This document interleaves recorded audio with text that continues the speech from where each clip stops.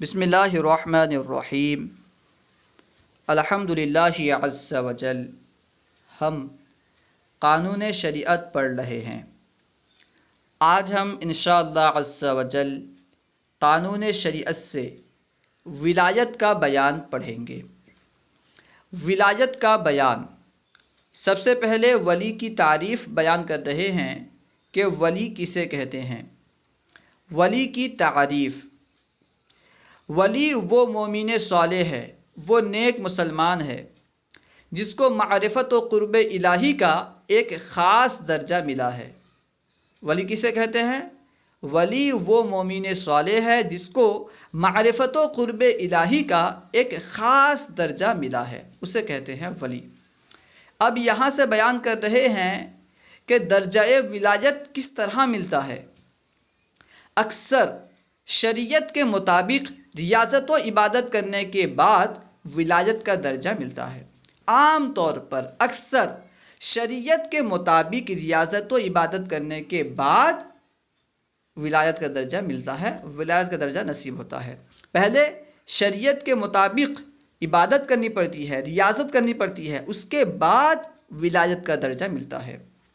آج کل بہت سارے ڈھونگی پیر ہیں، ان کا شریعت سے کوئی تعلق نہیں، لینا دینا نہیں، نہ تو نماز پڑھتے ہیں اور نہ ہی شریعت کا لحاظ کرتے ہیں، اور کہتے ہیں کہ ہم پیر ہیں، اور بہت سارے جاہل لوگ ان کو پیر سمجھ کر ان سے مرید ہوتے رہتے ہیں، نعوذ باللہ۔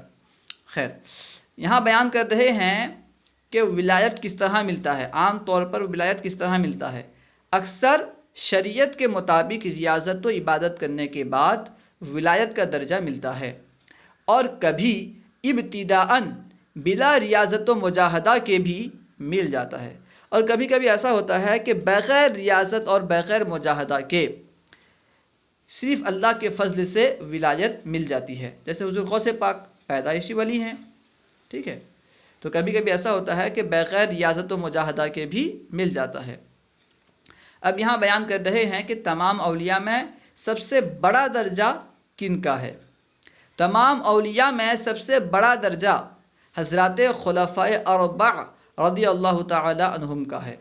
تمام اولیاء کرام میں خلفائے اربعہ کا درجہ سب سے بڑا ہے۔ اب خلفائے اربعہ سے مراد کون ہیں؟ خلفائے اربعہ یعنی 4 خلیفہ۔ خلفائے اربعہ سے مراد صدیق اکبر، عمر فاروق اور عثمان غنی مولا علی رضی اللہ تعالی عنہم ہیں۔ تمام اولیاء میں ان کا مرتبہ سب سے بڑا ہے۔ اولیاء ہر زمانے میں ہوتے ہیں، اولیاء کرام ہر زمانے میں ہوتے ہیں اور قیامت تک ہوتے رہیں گے، لیکن ان کا پہچاننا آسان نہیں۔ اولیاء کرام ہر زمانے میں ہوتے تو ہیں، لیکن اولیاء کرام کو پہچاننا آسان نہیں۔ حضرات اولیاء کو اللہ تعالیٰ نے بڑی طاقت دی ہے، اولیاء کرام کو اللہ تعالیٰ نے بڑی طاقت، بڑی قدرت دی ہے۔ جو ان سے مدد مانگے ہزاروں کوس کی دوری سے اس کی مدد فرماتے ہیں۔ اللہ سبحانہ و تعالیٰ نے اولیاء کرام کو ایسی طاقت دی ہے کہ اگر کوئی ان سے مدد مانگتا ہے، وہ ہزاروں کوس کی دوری میں ہو تب بھی اس کی مدد فرماتے ہیں۔ اولیاء اللہ کا علم و قدرت، یہاں سے اولیاء کرام کے علم کے تعلق سے بیان کر رہے ہیں۔ ان کا علم نہایت وسیع ہوتا ہے۔ اولیاء کرام کا علم نہایت کشادہ ہوتا ہے، وسیع ہوتا ہے، حتیٰ کہ بعضوں کو ما کانا و ما یکون اور لوح محفوظ پر اطلاع دیتے ہیں۔ بعض اولیاء کرام کو ما کانا و ما یکون کا علم ہوتا ہے، یعنی جو کچھ ہو چکا، جو کچھ ہوگا اس کا علم ہوتا ہے، اور بعضوں کا جو ہے لوح محفوظ پر نظر ہوتا ہے۔ بعض اولیاء کرام لوح محفوظ پر اطلاع پاتے ہیں، بعض اولیاء کرام کو لوح محفوظ پر اطلاع دی جاتی ہے۔ لوح محفوظ پر ہر چیز کا بیان ہے، کب کیا ہونے والا ہے، کب کیا ہوا ہے، یعنی ہر چیز کا ذکر جو ہے لوح محفوظ پر ہے۔ تو جو اولیاء کرام لوح محفوظ پر نظر رکھتے ہیں، لوح محفوظ پر جنہیں اطلاع ہوتی ہے، تو وہ جانتے ہیں کب کیا ہونے والا ہے، کب کیا ہونے والا ہے، ٹھیک ہے؟ خیر، ان کا علم نہایت وسیع ہوتا ہے، حتیٰ کہ بعضوں کو ما کانا و ما یکون وہ لوح محفوظ پر اطلاع دیتے ہیں۔ اطلاع دیتے ہیں پر حاشیہ نمبر 3 لگا ہوا ہے۔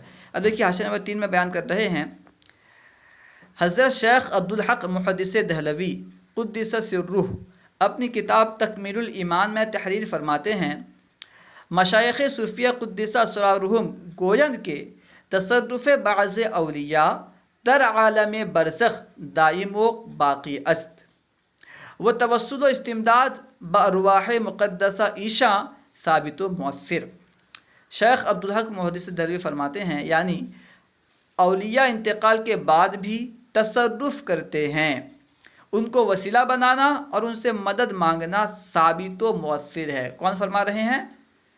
کون فرما رہے ہیں؟ عبدالحق محدث دہلوی، جنہیں تقریباً ہر فرقے کے لوگ اپنا امام و پیشوا مانتے ہیں، ٹھیک ہے، وہ فرما رہے ہیں کہ ان کو وسیلہ بنانا، ان سے مدد مانگنا ثابت و مؤثر ہے۔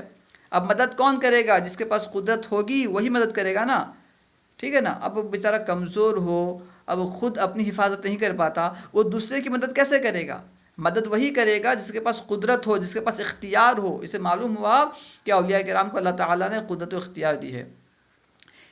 امام علامہ تفتازانی رحمۃ اللہ تعالی علیہ نے شرح مقاصد میں اہل سنت کے نزدیک علم و ادراک موتا کی تحقیق کر کے فرمایا، اہل سنت کے نزدیک مردے کے علم اور ادراک کے تعلق سے تحقیق کرنے کے بعد علامہ تفتازانی نے فرمایا وَهَذَا يَنْتَفِعُ بِزِيَارَةِ الْأَبْرَارِ وَالِاسْتِعَانَةِ بِنُفُوسِ الْأَخْيَارِ، یعنی اس لیے اولیاء کی قبروں کی زیارت اور بزرگوں کی روحوں سے مدد مانگنا نفع دیتا ہے۔ کون فرما رہے ہیں؟ علامہ تفتازانی۔ اولیاء کرام کی زیارت اور بزرگوں کی قبروں کی زیارت جو ہے یہ نفع پہنچاتا ہے، بزرگوں کی روحوں سے مدد مانگنا نفع پہنچاتا ہے۔ اگر نفع نہیں پہنچاتا تو مدد مانگنا ہوتا ہی نہیں۔ اب جب نفع پہنچاتا ہے تو اس سے ثابت ہوا کہ وہ قدرت والے ہیں، ان کے پاس قدرت ہے، مدد کرنے کی قدرت ہے، تبھی تو نفع ہوتا ہے۔ آپ کسی سے مدد مانگیں، وہ مدد کرے گا تبھی تو آپ کو نفع ہوگا، اگر مدد نہیں کرے گا تو نفع کیسے ہوگا؟ ٹھیک ہے، معلوم ہوا کہ اولیاء کرام مدد کرتے ہیں، اور بھی بہت سی باتیں ہیں، اتنا کافی ہے۔ خیر، ان کا علم نہایت وسیع ہوتا ہے، حتیٰ کہ بعضوں کو ما کان و ما یکون وہ لوح محفوظ پر اطلاع دیتے ہیں۔ مرنے کے بعد ان کے کمالات اور قوتیں اور بڑھ جاتی ہیں۔ مرنے کے بعد ایسا نہیں ہے کہ ان کے کمالات کم ہو جاتے ہیں، بلکہ مرنے کے بعد اولیاء کرام کے کمالات اور قوتیں اور بڑھ جاتی ہیں۔ ان کے مزار کی حاضری فیض و سعادت اور برکت کا سبب ہے۔ اولیاء کرام کے مزارات کی حاضری فیض و برکت اور سعادت کا سبب ہے۔ ایک مشہور مقولہ ہے تنزل الرحمہ عند ذکر الصالحین، یعنی نیکوں کے ذکر کے وقت رحمت کا نزول ہوتا ہے۔ جہاں نیک بندوں کا ذکر ہوتا ہے وہاں رحمت کا نزول ہوتا ہے۔ جہاں نیک بندے کا صرف ذکر ہو، نام لیا جائے، تذکرہ کیا جائے، وہاں رحمت کا نزول ہو، اور جہاں خود نیک بندہ موجود ہو، جہاں نیک بندے کی قبر ہو، کیا وہاں رحمت کا نزول نہیں ہوگا؟ اور اگر جب وہاں پہ رحمت کا نزول ہو رہا ہے تو ہم رحمت کے سائے میں رحمت کے سائے میں بیٹھ کر کے اگر دعا کریں گے تو کہ اللہ سبحانہ و تعالی ہماری دعا قبول نہیں فرمائے گا۔ ٹھیک ہے، وہی بیان کر رہے ہیں کہ ان کے مزارات کی حاضری فیض، سعادت اور برکت کا سبب ہے۔ ٹھیک ہے، اس لیے ہمیں چاہیے کہ ہم اولیاء کرام کے مزارات کی حاضری دیا کریں، اولیاء کرام کی مزارات سے فیض و برکت وغیرہ حاصل کیا کریں۔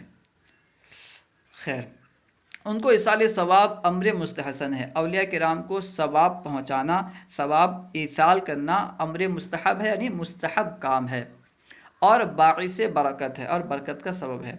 اگر آپ اولیاء کرام کو ثواب پہنچائیں گے تو یہ آپ کے لیے بھلائی ہے، ٹھیک ہے نا، اور آپ کے لیے جو ہے نا برکت کا سبب ہے، باعث برکت ہے۔ اگر آپ اولیاء کرام کو ثواب پہنچائیں گے تو خوش ہو کر کے آپ کے لیے دعا فرمائیں گے، تو اللہ سبحانہ و تعالیٰ آپ کے رزق میں برکت عطا فرمائے گا اور آپ کی ہر طرح کی پریشانی کو دور فرمائے گا۔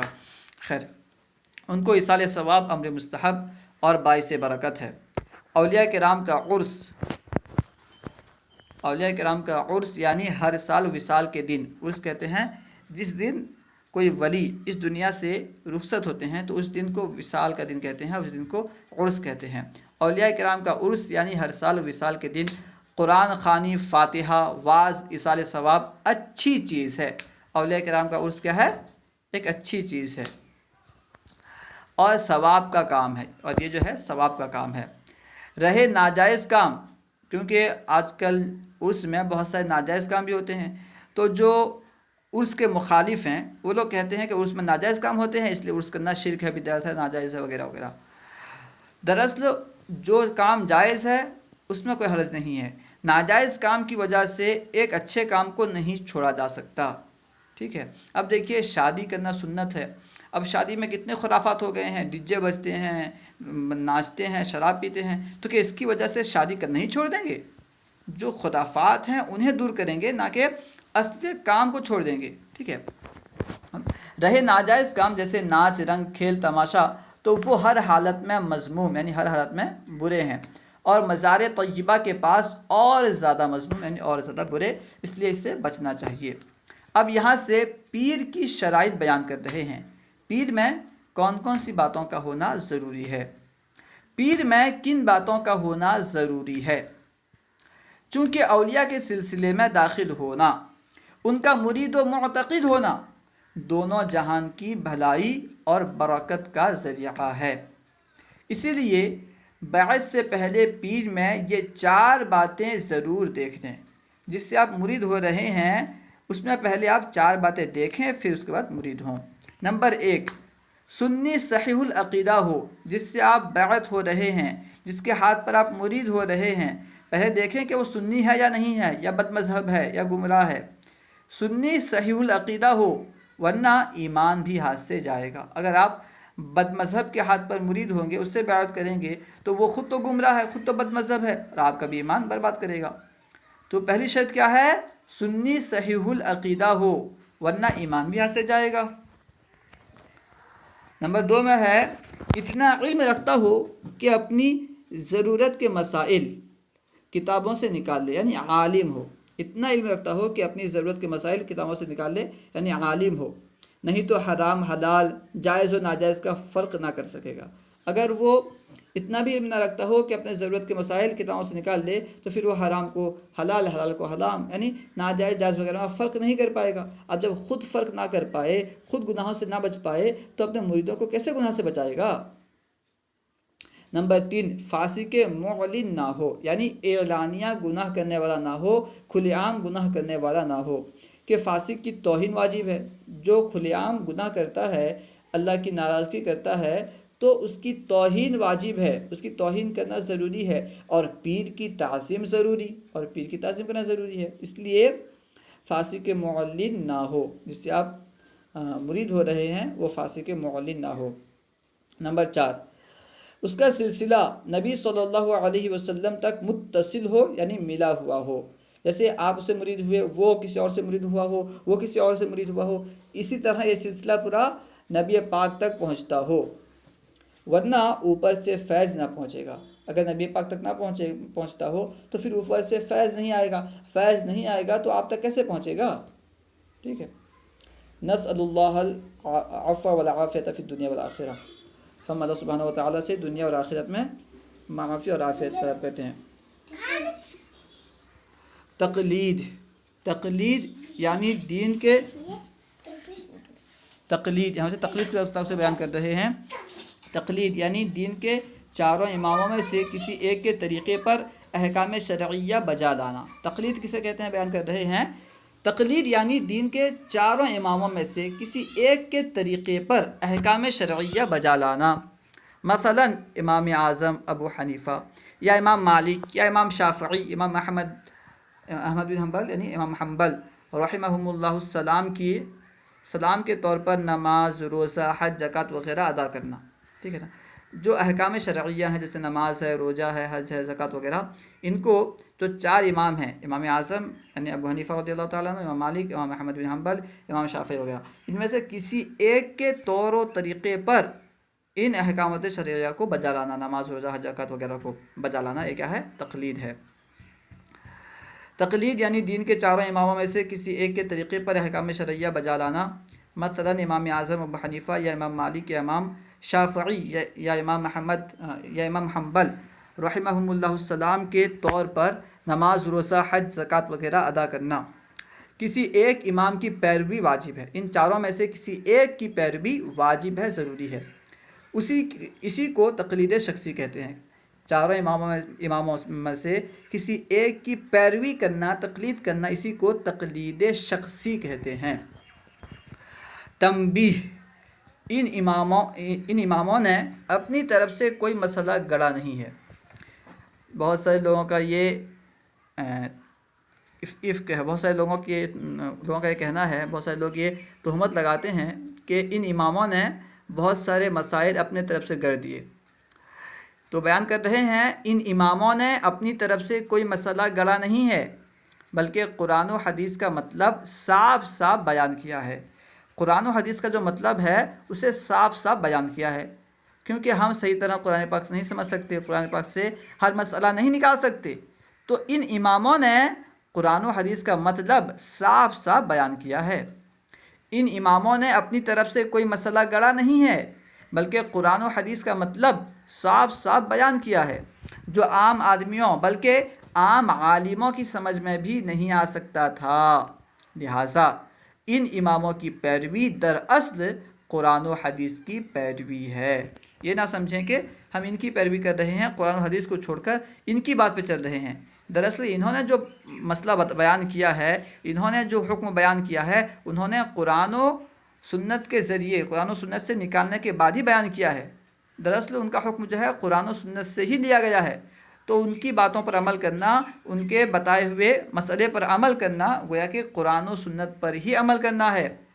اب دیکھیے، سمندر میں موتی تو ہوتے ہیں لیکن ہر کوئی نہیں نکال پاتا، اسی طرح قرآن و احادیث میں مسائل تو ہیں لیکن ہر کوئی نہیں نکال پائے گا، جو نکالنے والا ہوگا وہ نکالے گا تو ہم اس سے لیں گے۔ ٹھیک ہے، یہ چار امام جو ہیں یہ گویا کہ قرآن و حدیث سے مسائل اخذ کرنے والے ہیں، تو انہوں نے قرآن و حدیث کا مطلب جو ہے صاف صاف ہمیں بیان کر دیا۔ اب ہم ان میں سے کسی ایک کی پیروی کر رہے ہیں۔ ایک کی پیروی ضروری ہے، ایسا نہیں ہو سکتا کہ کسی مسئلے میں کسی ایک کی پیروی کریں اور دوسرے مسئلے میں کسی اور کی پیروی کریں۔ اگر اس طرح کریں گے تو پھر یہ تو خواہش نفس کی پیروی ہوگی، ٹھیک ہے نا، نفس کی خواہش کی پیروی ہوگی، کیونکہ نفس دیکھے گا کہ اس مسئلے میں اس امام کا قول آسان ہے، اسے لے لے گا، اس مسئلے میں اس امام کا قول آسان ہے تو اسے لے لے گا۔ اس طرح تو ہے، نفس کی پیروی ہوگی، کسی امام کی پیروی نہیں ہوگی، قرآن و حدیث کی پیروی نہیں ہوگی۔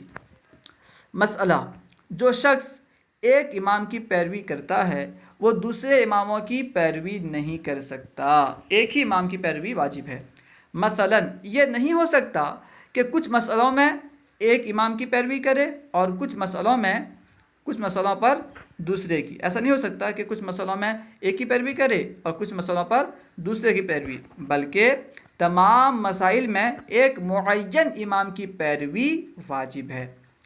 اور یہ بھی جائز نہیں کہ حنفی شافعی ہو جائے یا شافعی حنفی ہو جائے، بلکہ جو آج تک جس امام کا مقلد رہا ہے آئندہ بھی اسی کی تقلید کرے۔ اور اب تمام علماء کا اتفاق ہے چاروں اماموں کے علاوہ کسی اور امام و مجتہد کی تقلید جائز نہیں۔ ہا ہنا قد تمت العقائد السنت السنیہ بفضلہ تبارک و تعالی ویتلوها کتاب الصلاۃ۔ یہاں بیان کیا کہ اللہ کے فضل سے یہاں پہ، اللہ تبارک و تعالی کے فضل سے یہاں پہ اہل سنت والجماعت کے عقائد جو ہیں مکمل ہوئے۔ اب اس کے بعد کتاب الصلاۃ ملی ہوئی ہے، اس کے بعد جو ہے کتاب الصلاۃ شروع ہونے والی ہے۔ ہم بس قانون شریعت سے عقائد کا بیان پڑھنے والے تھے، تو عقائد کا بیان پڑھ چکے۔ اب جو مسئلہ مسائل وغیرہ ہیں آپ دوسری کتاب سے پڑھ لیں۔ السلام علیکم ورحمۃ اللہ وبرکاتہ۔